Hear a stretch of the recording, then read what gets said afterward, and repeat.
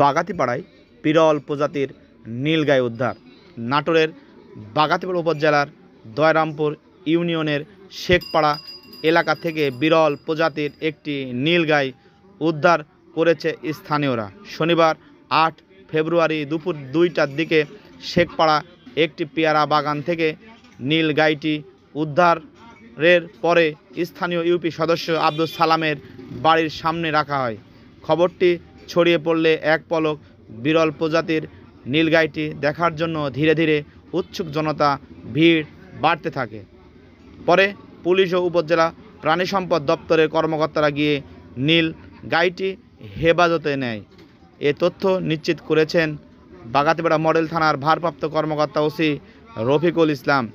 এ বিষয়ে উপজেলা প্রাণী সম্পদ কর্মকর্তা ডক্টর আবু হায়দার আলী বলেন, জনতা তাড়া খেয়ে বিরল প্রজাতির নীলগাইটি দীর্ঘক্ষণ দৌড়ানো ও বিভিন্ন স্থানে পড়ে গিয়ে শরীরের বিভিন্ন জায়গায় আঘাত পেয়েছে। এতে প্রাণীটি বেশ অসুস্থ, তাকে চিকিৎসা দেওয়া হচ্ছে।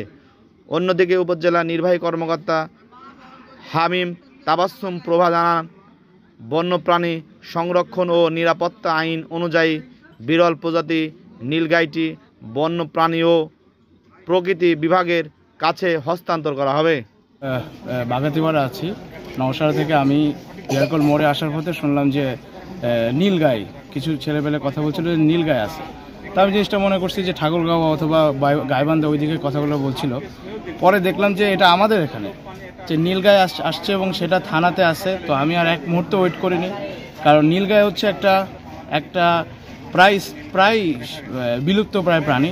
এখন বাংলাদেশে 2-3টার গত বছর থেকে এখন পর্যন্ত 2-3টা মনে হয় পাওয়া গেছে আমি যেটুকু জানি।